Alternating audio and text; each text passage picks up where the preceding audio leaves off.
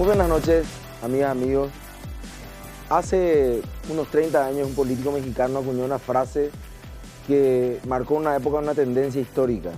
Era el político Carlos Jan González, que decía que un político pobre es un pobre político, en relación directa a la cantidad o al caudal de dinero que el político tenga para su siguiente campaña electoral.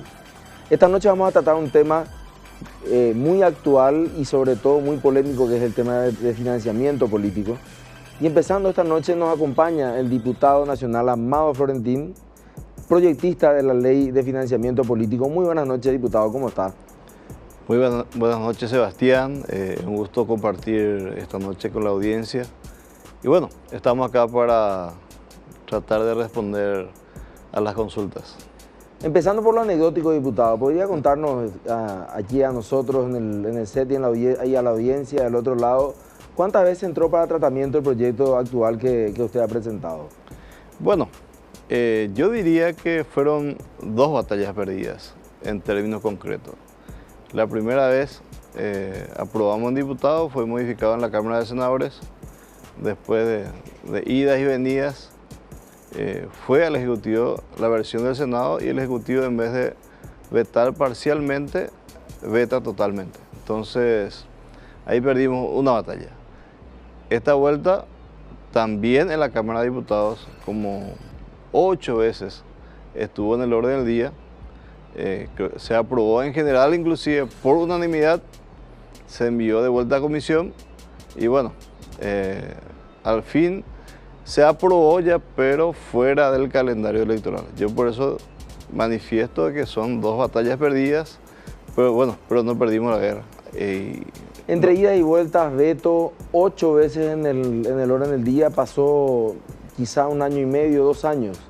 Así mismo, mucho tiempo, y solamente fue aprobado y sin ningún inconveniente una vez que ya no podía ingresar en el calendario electoral, o sea, en términos más sencillos, que ya no esté vigente su aplicación para estas elecciones internas de los partidos políticos.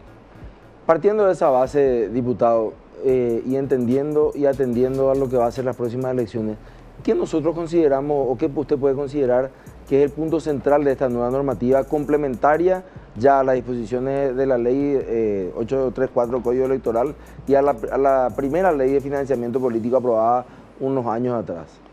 Bueno, así como está, el avance fundamental es que el control se va a realizar a partir de la interna partidaria. Nosotros estamos convencidos de que el flujo de dinero en negro en mayor relevancia se da justamente en las internas partidarias.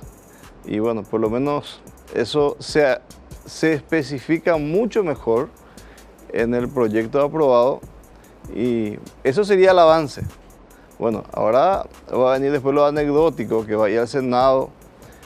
Yo no sé cuál va a ser el tratamiento que le van a dar y bueno, no podemos estar tampoco muy seguros que sea aprobado en el Senado, porque ya van a argumentar que se puede estudiar mejor, mejorar, se va a contar mucho tiempo para las elecciones municipales y bueno, al final incluso hay un alto riesgo de que finalmente no se apruebe o que finalmente vaya al Ejecutivo y sea vetado de vuelta.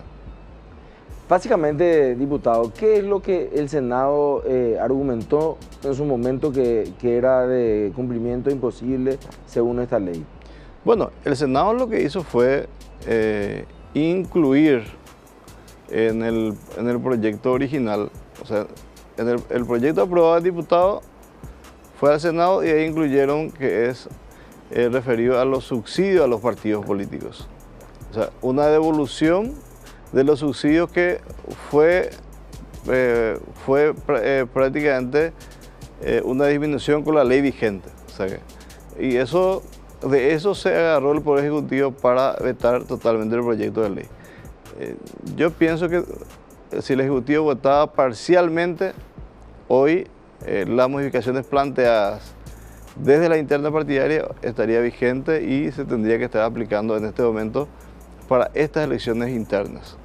Conforme al texto, diputado, aquí lo que se busca es que el mecanismo de ingreso del dinero sea mucho más transparente, es decir, tratar de poner un escollo más al dinero sucio que entra a las campañas políticas. ¿Eso es correcto? Asimismo, el objetivo principal, o sea, primero, como te decía, es que en las internas también existe una rendición de cuentas, el control de los ingresos y egresos de cada una de las campañas electorales en la interna.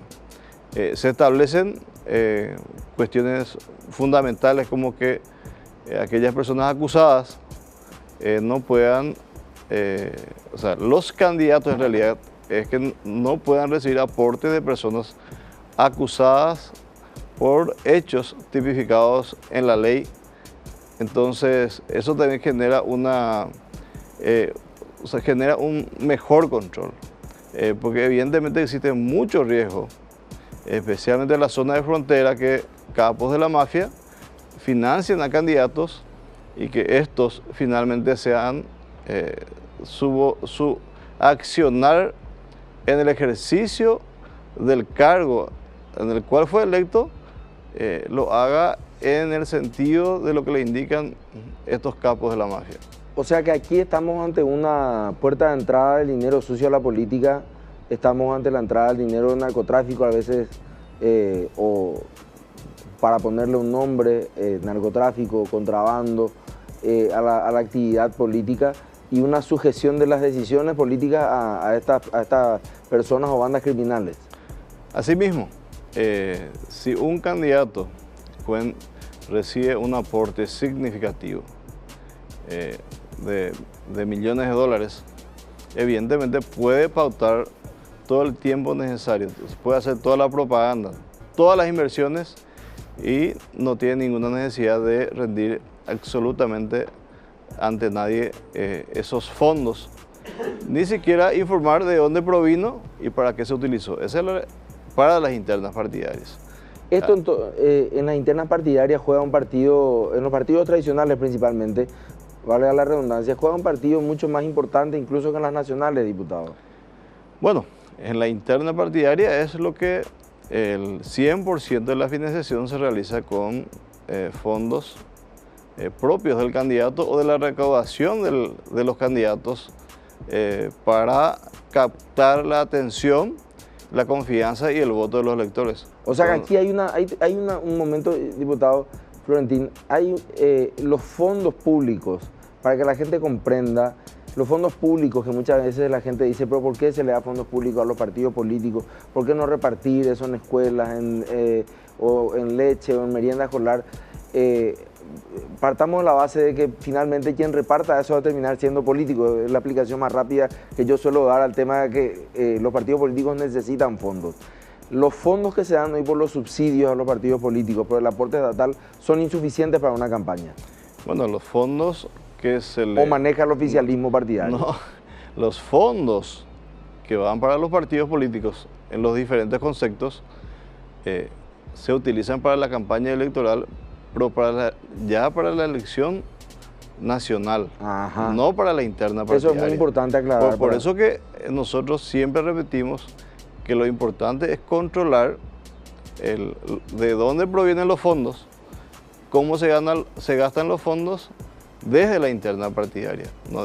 No digo con eso que no hay que controlar las elecciones generales, pero el mayor flujo de dinero de fondos privados, del propio pecunio del candidato o de aportes que pueda recibir, se da en las elecciones internas partidarias.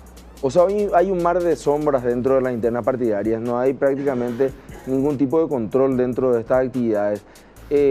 Usted, diputado, que nos pueda contar, porque lleva 2 periodos en el Parlamento, es una lucha injusta contra las estructuras partidarias dentro de los partidos tradicionales, el hecho de tratar de mantener una candidatura independiente. Bueno, realmente un candidato puede ser independiente o no, pero si cuenta con muchos recursos, eso es fundamental. Y a medida que la calidad de la gestión política y de la gestión gubernamental vaya bajando, el costo de la actividad política también va aumentando. En una proporción referido al...